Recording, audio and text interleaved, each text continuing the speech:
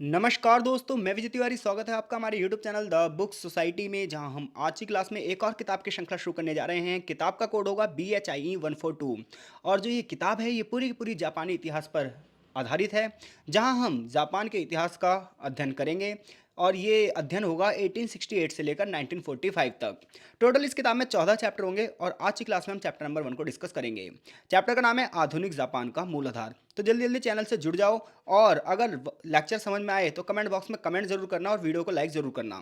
तो चलिए शुरू करते हैं आज की क्लास। जो ये वाला चैप्टर है, ये थोड़ा सा ना जापान के हिस्टोरिकल बैकग्राउंड के बारे में बताएगा, जापान की ज्योग्राफी के बारे में बताएगा। इतना ही नहीं, जापान में जो छोटे छोटे राजवंश थे, उनकी सत्ता कैसे आई और चली गई, उनके बारे में बताएगा। यानी कि पूरी की पूरी बुक का एक छोटा सा इंट्रो है, और इसलिए ये चैप्टर बहुत ही ज़्यादा महत्वपूर्ण बन जाता है। तो चलो शुरू करते हैं आज की क्लास। और सबसे पहले देखते हैं कि जापान की जो मैप में लोकेशन है वो क्या है। तो जब आप चाइना के ईस्ट में जाओगे, यानी कि चाइना के पूरब में देखोगे, तो आपको कोरिया गणराज्य दिखाई देगा। और फिर कोरिया के पूरब में आपको जापान दिखाई देगा। यानी कि जापान के पश्चिम में, नक्शे में अगर आप देखोगे, तो जापान के पश्चिम में कोरिया और चाइना होगा। यानी कि ये ना पूर्वी एशिया का एक देश है जापान। और यहाँ की जो सबसे बड़ी शक्ति थी पूर्वी एशिया की, वो थी उस समय चाइना। तो चाइना का इम्पैक्ट कहीं ना कहीं हमें जापान पर दिखाई देगा। तो इसलिए ना देखो, मैप की लोकेशन अपने माइंड में रखना, तो चीज़ें ना आपको आसानी से समझ में आएंगी।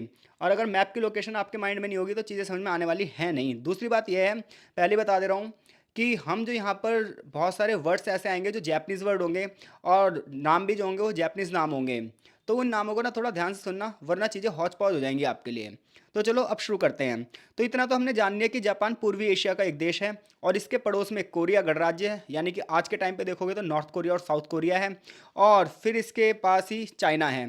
तो चाइना के ईस्ट में जाओगे तो फिर कोरिया और जापान है, और जापान के वेस्ट में जाओगे तो आपको कोरिया और चाइना मिलेंगे। तो इतनी बात पता चल गई कि वर्ल्ड मैप में कहाँ है। अब देखो, जब हम हिस्टोरिकल बैकग्राउंड में जाते हैं जापान के, तो जापान ना 4 मुख्य द्वीपों से बना था। यानी कि 4 द्वीप थे। इसके अलावा अन्य छोटे छोटे द्वीप थे, जिन्हें मिलाकर जापान की पृष्ठभूमि तैयार करी गई थी। यानी कि आधुनिक जो आप जापान देखते हो, कभी ये छोटे छोटे द्वीप समूहों में बटा हुआ था, और इन द्वीपों को इकट्ठा करके एक देश की स्थापना की गई, जिसका नाम क्या है, जापान। हालांकि इसके लिए अलग अलग कथाएं हैं, और हम सिर्फ वो चीज़ें पढ़ रहे हैं जो हमारी बुक में दिया है।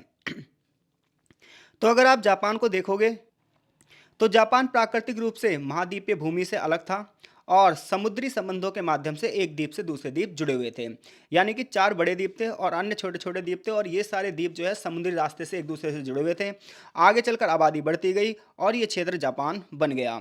जापान की बात करोगे तो कोरिया प्रायद्वीप इससे जुड़ा हुआ था, जो कि एक जल संधि से जुड़ा हुआ था। और ये जो रास्ता था, ये था 120 मील चौड़ा। और 1 मील में आप सभी को पता है कितना होता है, 1.6 किलोमीटर। तो ये 120 मील चौड़ा एक रास्ता था, जो कि कोरिया को इससे जोड़ता था।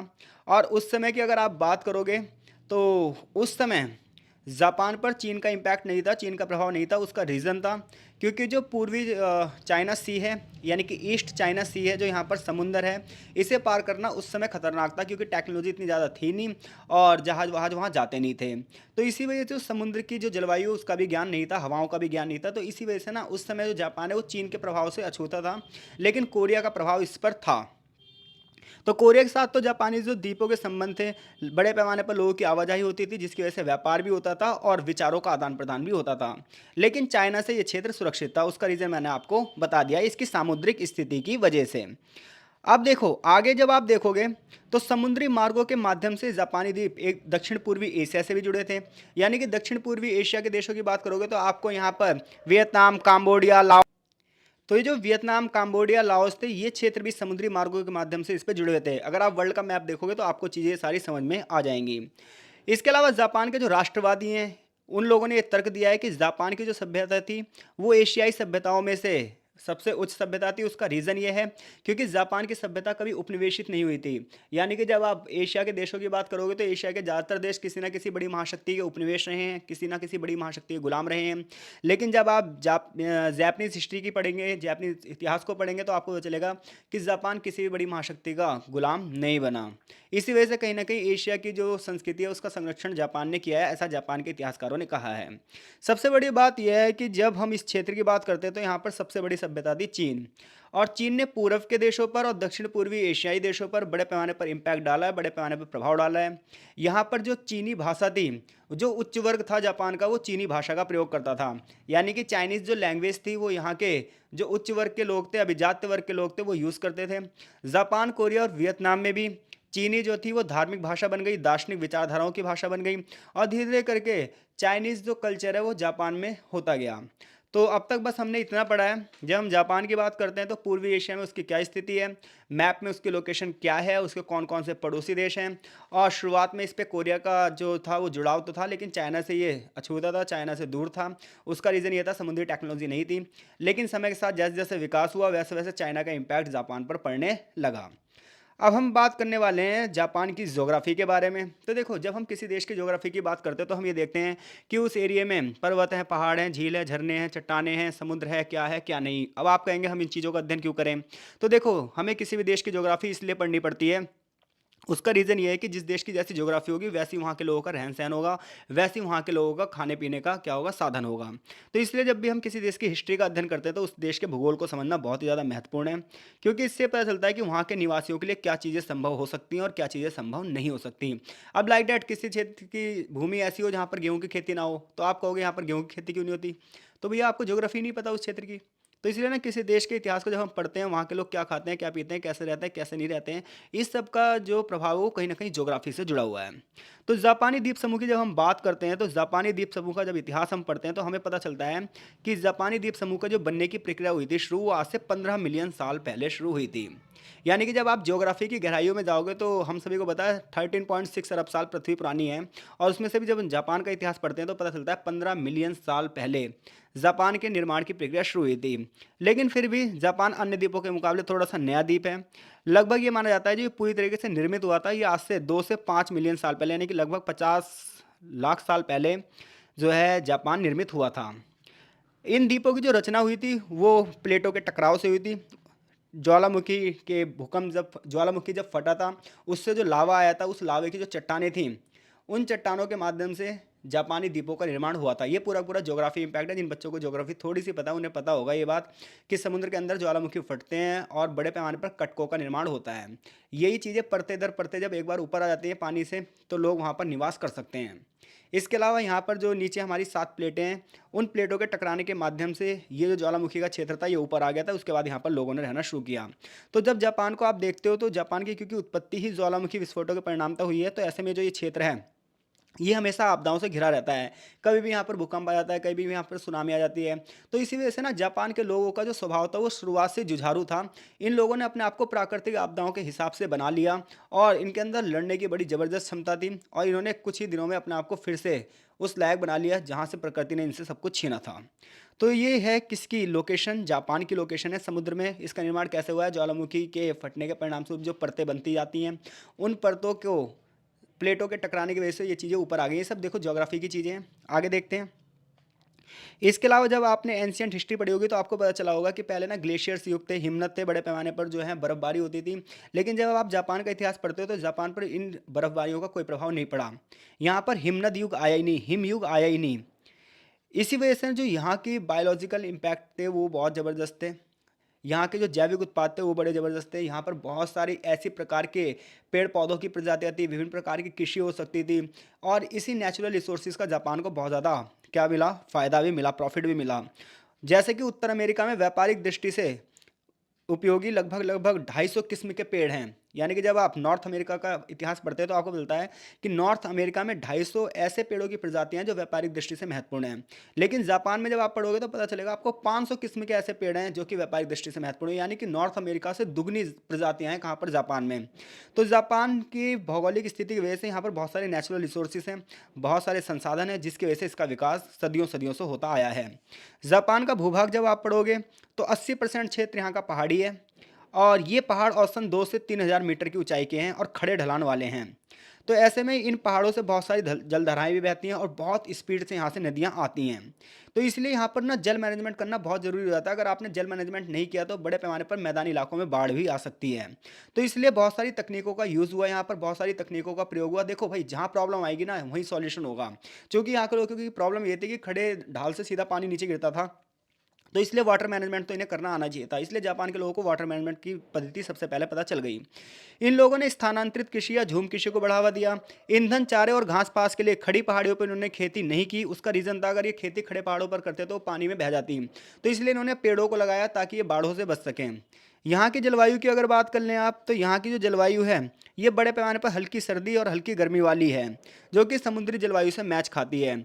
क्योंकि यहाँ पे नदियाँ भी है, तो जलोढ़ मैदान बने हुए हैं जिनसे चावल की खेती बड़े पैमाने पर होती है। चावल की अगर आप खेती की बात करोगे तो इससे बड़े पैमाने पर इन लोगों को कैलोरी मिलती है। जापान की केवल 20% परसेंट भूमि ही खेती योग्य है, क्योंकि आपको पता है 80% क्षेत्र यहाँ का कैसा है, पहाड़ी है। इसलिए जापान ऐतिहासिक रूप से उच्च आबादी को आश्रय देने में सक्षम रहा है। जब आप जापान की मिट्टी का अध्ययन करते हैं तो पता चलता है यहाँ की मिट्टी अम्लीय है, यानी कि एसिडिक है, जिसकी वजह से यहाँ पर बड़े पैमाने पर फर्टिलाइजर्स का यूज़ हुआ। इसीलिए जापान में फर्टिलाइजर उद्योगों का भी विकास हुआ। वर्तमान में आप देखोगे आधुनिक समय में जापान दुनिया में सबसे ज़्यादा रासायनिक उर्वरकों का उपयोग करता है। समुद्री संसाधन हमेशा से यहाँ के भोजन का महत्वपूर्ण स्रोत रहे हैं, क्योंकि इसके अलावा इसके पास कोई और चारा नहीं है। तो यह है जापान की ज्योग्राफी। आगे हम पढ़ने वाले हैं जापानी इतिहास के अध्ययन के विभिन्न दृष्टिकोण। तो देखो, हर देश के इतिहास के अध्ययन के लिए अलग अलग तरीके होते हैं, अलग अलग दृष्टिकोण होते हैं। उसका रीज़न ये है कि जिस दृष्टिकोण से इतिहास लिखा गया है उसी दृष्टिकोण से उसका अध्ययन किया जाता है। तो देखो, आधुनिक जापान का जब आप इतिहास का अध्ययन करोगे तो बहुत सारे ऐतिहासिक स्रोतों का प्रयोग किया जाएगा। इसके लिए बहुत सारे, पता क्या होंगे, यूरोपीय लोग यहाँ की यात्रा करने आएंगे तो वो अपने ना यात्रा वृत्तांत लिखकर चले जाएंगे। बहुत सारे कवि आएंगे, बहुत सारे दार्शनिक आएंगे, बहुत सारे बौद्ध यात्री आएंगे, तो अपने अपने तरीके से ना जापान का इतिहास तैयार करेंगे। इसलिए जब आप जापानी हिस्ट्री पढ़ते हो तो आपको उसमें बहुत सारे नज़रिए दिखाई देते हैं, बहुत सारे दृष्टिकोण दिखाई देते हैं। जैसे कि जो वेस्टर्न क्रिश्चियन मिशनरियाँ यहाँ पर आई थी उन्होंने इसका वर्णन किया है, बहुत सारे जापानी लेखकों ने जापान के इतिहास का वर्णन किया है, बहुत सारे अमेरिकी विद्वानों ने यहाँ के इतिहास का वर्णन किया है। अमेरिका में जब सेकेंड वर्ल्ड वॉर हो रहा था, उस सेकेंड वर्ल्ड वॉर के दौरान में जापान और अमेरिका के बीच में जो मतभेद चल रहे थे, उसके आधार पर भी जापान का इतिहास लिखने की कोशिश की गई है। इवन जो जापान का जो राष्ट्रवाद रहा है, जापान में जो देशभक्ति का दौर चला है, अलग अलग जो राजवंश रहे हैं, उन राजवंश के दौरान अलग अलग तरीके से यहाँ का इतिहास लिखा है। तो ऐसे में जापान के इतिहास में हमें दार्शनिक परंपराएं भी दिखाई देती हैं, जापान के इतिहास में हमें बौद्धिक परंपराएं भी दिखाई देती हैं। जापान के जो रूढ़िवादी लेखक रहे हैं, जो प्राचीन परंपराओं से प्रभावित वाले लेखक रहे हैं, उन्होंने बहुत सारी पौराणिक गाथाएं लिखी हैं जिसमें हमें राजवंशों के बारे में पता चलता है। इसके अलावा यहाँ की जो पौराणिक गाथाएं हैं उन्हें निहोन शौकी के नाम से जाना जाता है। इसके अलावा जो प्राचीन मामलों के रिकॉर्ड थे उन्हें कौजिकी के नाम से जाना जाता है। इन सभी ग्रंथों में ये लिखा है कि जापानी जो द्वीप है देवताओं द्वारा बनाए गए थे, और सूर्य देव ने अपने पौत्र को, यानी कि अपने पोते को, इस देश पर शासन करने के लिए भेजा था। यानी कि यहाँ पर भी बहुत सारी जादुई कहानियाँ हैं, बहुत सारे मिथक हैं। आप इस ना गलतफहमी में बिल्कुल मत रहा करो कि भारत में सारे अंधविश्वास थे। ये जितने भी देश आज आपको तीसमार खान, तुर्रम खान दिखाई दे रहे हैं, ये इन सभी देशों कभी ना कभी अंधविश्वास था इन सब में भी। तो देखो, जापान का जब आप हिस्ट्री पढ़ते हो तो क्या पता चलता है कि जापान के लोग ये मानते हैं जो जापानी द्वीप हैं ये किससे बने हुए हैं, ये देवताओं ने बनाए हैं। सूर्य देवी ने अपने पोते को देश पर शासन करने के लिए भेजा गया था। ऐसे बहुत सारे मिथक जोड़े गए हैं कि वर्तमान तक जितने राजा रहे हैं इन सबको सूर्य देवी ने ही भेजा है। इसके अलावा सेकेंड वर्ल्ड वॉर के बाद जो हिस्ट्री लिखी गई है, यहाँ के जो एकेडमिक लेखन लिखे गए हैं, उसमें जापान को एक ऐसे एशियाई देश के रूप में प्रस्तुत किया है जो कि सबसे ज़्यादा मॉडर्न देश था। हालांकि ये तो बिल्कुल बात ठीक दिखाई देती है, लेकिन इसके आधुनिकीकरण पर चीन का प्रभाव भी दिखा गया है। इसके अलावा लेकिन जब आप जापान का इतिहास पढ़ते हो तो वहाँ पर टकराव भी रहे हैं, किसान विद्रोह भी हुए हैं, और जापान ने जो छोटे मोटे क्षेत्र उसके उपनिवेशीकरण में आए थे उसको नज़रअंदाज किया है। यानी कि वो चीज़ें उसने अपने इतिहास में नहीं लिख दिखाई हैं जो चीज़ें विद्रोह, दंगे फसाद को बढ़ावा देती थी। एक तरीके से एक अच्छे राष्ट्रवाद की परिकल्पना यहाँ के इतिहास में की गई है। तो जब आप आगे 1960-1970 के बाद जो जापान का इतिहास रहा उसमें कोरिया, ताइवान और चीन के कुछ भागों में जापान ने औपनिवेशीकरण को बढ़ावा दिया है, और इसकी वजह से जापान के इतिहास को बहुत ज़्यादा बढ़ावा मिला है। जापान के जब आप इतिहास को बात करोगे तो उसने बहुत सारे विचारों का खंडन भी किया है और बहुत सारे विचारों को अपनाया भी है। अनेक विद्वानों ने जापान में जो घटनाक्रम हुआ था उसको अलग अलग तरीके से दिखाया गया है। व्यापार को बढ़ावा देने की बात की गई है। चांदी के माध्यम से जो व्यापार होता था इसकी वजह से यहाँ पर चांदी की कमी हो गई है, ऐसा अलग अलग लोगों ने अलग अलग तरीके से कहा है भाई। कुल मिलाकर वर्तमान में क्या है, जापान एक मॉडर्न कंट्री है और आधुनिक में से सबसे अमीर देशों में से कुछ एक है। लेकिन हमें ये भी पता चलता है जापानी के इतिहास से कि यहाँ पर चीनी प्रभाव बहुत पड़ा था। चीनी भाषा बड़े पैमाने पर अभिजात्य वर्ग के लोगों ने बनाई थी। बड़े पैमाने पर जो उच्च वर्ग के लोग थे वो चीनी भाषा की बोलते थे। जापानी भाषा की बात करोगे तो इसमें बहुत सारे अक्षर थे, एवं चित्रों का भी यूज़ किया जाता था, और ये बहुत सारे मामलों में चीनी भाषा से अलग थी। जैपनीज़ लैंग्वेज की बात करोगे आप, जापानी भाषा की बात करोगे तो इसमें चीनी भाव चित्रों का इस्तेमाल किया गया था, जिसे कांजी कहते थे। इसकी 2 अल्फ़ाबेट चलते थे, यानी कि 2 वर्णमालाएँ चलती थी, जो कि चीनी भाव चित्रों के साथ-साथ जापानी लिखने के लिए भी यूज़ की जाती थी। चीनी भाषा के ज्ञान की वजह से जो अभिजात्य वर्ग था, उनकी पहुंच चीन की सभ्यता तक बहुत तगड़ी हो गई थी। तो इन सब चीज़ों से पता चलता है जो उच्च संस्कृति में लोग शिक्षित थे, वो चीनी ग्रंथों को, चीनी फिलॉसफी को पढ़ते थे। उसका रीज़न ये था क्योंकि बौद्ध धर्म जो यहाँ पर आया था वो चाइना से होते हुए आया था, इसी वजह से यहाँ पर चाइना का इम्पैक्ट बहुत ज़्यादा दिखाई दिया है। अब हम बात करेंगे जापान के इतिहास का कालक्रम कैसे सेट किया जाए, इसका टाइम पीरियड कैसे सेट किया जाए। तो देख लो बच्चों भाई, एक चीज़ ध्यान रखना, हिस्ट्री में जब हम टाइम पीरियड सेट करते हैं तो दो तरह से सेट करते हैं। पहला तरीका तो ये होता है राजवंश के आधार पर, जैसे भारत में देखो आप, मौर्य वंश का टाइम, गुप्त वंश का टाइम, मुगल काल का टाइम, तो राजाओं के वंशों के हिसाब से टाइम पीरियड सेट किया जाता है। दूसरा ये होता है कि उस क्षेत्र का विकास कैसे हुआ, यानी कि पहले लोग आखेटक थे, शिकार करते थे, फिर कृषि हुई, फिर औद्योगिकरण आया। तो दो तरीके से हिस्ट्री में टाइम सेट किया जाता है, एक राजा के वंशों के द्वारा और एक जो लोगों के इतिहास में विकास में परिवर्तन आता है। तो देखो सबसे पहले राजवंश के हिसाब से बात कर लेते हैं। तो शासक राजवंशों के आधार पर जापान का जो इतिहास है उससे अलग तरीके से उठाए गए हैं सवाल उस पर। जैसे कि हियान राजवंश का टाइम पीरियड था, फिर आगे चलकर अनेक शाही शक्तियाँ आई, जैसे कि कामाकुरा वंश का शासन आया जो कि बहुत लंबे समय तक नहीं शासन कर पाया। इसके बाद एक कैमू शासक वंश की स्थापना हुई, फिर मोरुमाची बाफुको की शासन वंश की स्थापना हुई, जिसने जापान के बहुत बड़े घराने पर क्या करा, नियंत्रण किया। फिर दैम्यो की सरकार आई, फिर तोकुगावा वंश की सरकारें आई, फिर मेजी शासन आया। तो इस प्रकार से अलग अलग जो शासक वर्ग का उदय हुआ है, इन्होंने इसके हिसाब से जापान का टाइम पीरियड बांटा है, क्योंकि जब भी एक शासन व्यवस्था बदलती है तो वहाँ की जो आर्थिक व्यवस्थाएं हैं, सामाजिक व्यवस्थाएं, राजनीतिक व्यवस्थाएं वो भी बदल जाती हैं, जो कि अगले चैप्टर में हम अध्ययन करेंगे भी। आगे की बात करें तो कुछ इतिहासकारों ने जापान के इतिहास को 3 चरणों में बाँटा है कि पहले लोग भोजन के लिए घुमंतू थे, एक स्थान से दूसरे स्थान पर घूमते रहते थे। फिर कृषि आई और फिर औद्योगिकरण आया। भोजन के लिए घुमंतू अवधि में सब लोग प्राकृतिक रूप से रहते थे भूमि पर, और जो चीज़ें अपने आप उत्पन्न होती थी, कंदमूल, फल-फूल खाकर जीवन यापन करते थे। ये टाइम पीरियड लगभग 420 बीसीई तक रहा होगा। फिर प्रारंभिक जोमोन और योयोई संस्कृति के लोग यहाँ पर आए होंगे, और ये जोमोन और योयोई की संस्कृति के लोगों ने कृषि का विकास किया होगा। इसके बाद कृषि का जब विकास हुआ तो एक नई संस्कृति आई, मकबरा संस्कृति, और फिर हियान राजवंश का उदय हुआ, और इस प्रकार से जापान का इतिहास आगे तक चलता चला गया। तो अब तक हमने चैप्टर में भाई क्या पढ़ा है? तो अब तक हमने चैप्टर में ये पढ़ा है कि जापान की मैप में लोकेशन कहाँ है, पूर्वी एशिया में उसके पड़ोसी देश कौन कौन से हैं, जापान की ज्योग्राफी कैसी है, और जापान के इतिहास के अध्ययन के कौन कौन से दृष्टिकोण हैं। जापानी इतिहास का जो टाइम पीरियड है उसे इतिहासकारों द्वारा कैसे सेट किया गया है। तो आज की क्लास में हम इतना ही रखेंगे। अगली क्लास में आपसे मिलते हैं जब हम शास्त्रीय जापान का निर्माण करेंगे और विभिन्न राजवंशों का अध्ययन करेंगे। आशा है आपको लेक्चर समझ में आ रहे हैं। वीडियो को लाइक और कमेंट बॉक्स में कमेंट ज़रूर करना, ताकि इस पूरी की पूरी सीरीज़ को कंप्लीट करने में हमें भी मोटिवेशन मिलता रहे। तो मिलते हैं इस चैप्टर के पार्ट 2 में, तब तक के लिए आपका बहुत बहुत धन्यवाद।